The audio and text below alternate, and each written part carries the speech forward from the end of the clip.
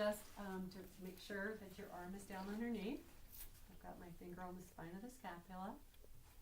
And coming up, I want to be able to reach that 90 degrees with the lat. And so then I'm going to take, and I want for testing the sternal fibers, I'm going to come out to the side.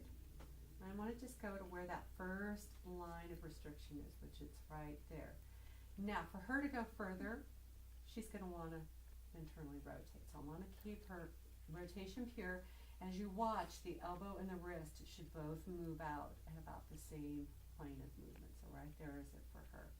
So I call that muscle, you know, flexing your bicep, right? Come over here, I dream a genie, and I'm noticing it's not quite easy to get all the way into the full internal rotation. And then I want to come up into shoulder flexion. That's pretty much where she wants to stop. That's the costal fibers that I'm testing there. Okay? Then for the clavicular fibers, I have her just put her hand towards her shoulder. Want to protract her scapula, and I'm kind of noting how easily does that protract. Penguin walk around, so it's in whatever external rotation she can handle. Keep it adducted, and then come down, and that's where she ends. Now, this is kind of a hard one, and I'll walk you through it. Watch what happens if you lose, like I take that external rotation. If I lose the external rotation, she comes down. She's got lots of movement. If I lose the adduction piece of it, she's got the movement. So it's really important to keep the external rotation, the protraction, and the adduction to get the truth. I mean, to get the truth. Okay? Awesome. All right, so then to treat, we want, this is one that the chest ligaments are contralateral. So I'm treating her right pectorals. I'm going to be on the contralateral side. So I'll have her take her arm up. I want to find full internal rotation. This time I'm going to use the radial side ligament. So if I come down and I find that thumb side and I follow it around, it's going to be the side closest to her nose. Okay? So straight arm, you can use either hand. You can come across this way or you can come across this way, whichever is comfortable for you. I generally use my superior hand for the ligaments on the shoulder. So I'm finding coracoid, sternoclavicular. As long as you're anywhere, I mean, I've got contralateral, but it's just somewhere in the middle is fine. Okay, can you turn your palm more towards me? There you go. And now I want to take it across wherever easy range is here. So for the sternal fibers, press straight outward. So you're pressing out towards me. And I'm getting a lot of movement on all three ligaments. And then relax, chase that range of motion, and press outward.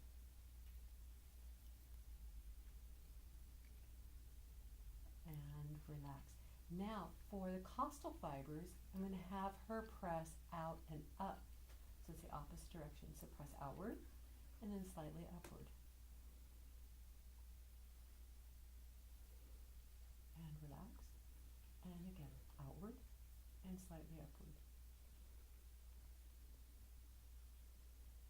And relax. Now for the clavicular fibers, outward and slightly downwards. And relax. I'm going to have you straighten your elbow. Turn your palm towards me. There you go. And again, outward and slightly downward. And relax. So if you could visualize kind of a triangle, hold your arm right there for a second. So here's a triangle like this.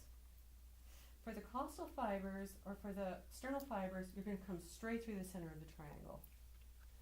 For the costal fibers, you're going to go on the upper side of the triangle.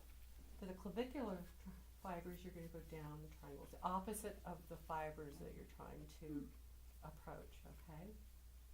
So, sternal. Here's the costal down here, so we're going opposite costal. Here's the clavicular, so we're going here. Just keeping that rotation. Now, what I think is great, that works really well, and lots of times I don't have to go through each piece of it, is just to do a circular motion here. So, and I take them through it. It's like, okay, we're going to circle, about that big. You're constantly pushing towards me. the whole circle. It's like a dance. You lead, I lead, okay? So let me find the ligaments. Okay, palm towards knee, and now push outward. There you go, and we'll circle back. Good, and I let you in pushing outward, and circle back. Keep your palm facing in. There you go. And you can feel she wants to externally rotate really badly. And good, and again. Good, good control. Now let's reverse the circle. So press forward and resist coming inward. There you go. She's got very good control. She's got it solid the whole way through. And yes, all right. So let's check it out. Just because we're right here, we can see what lat's doing. So I'm gonna find the spine of her scapula. Let her relax.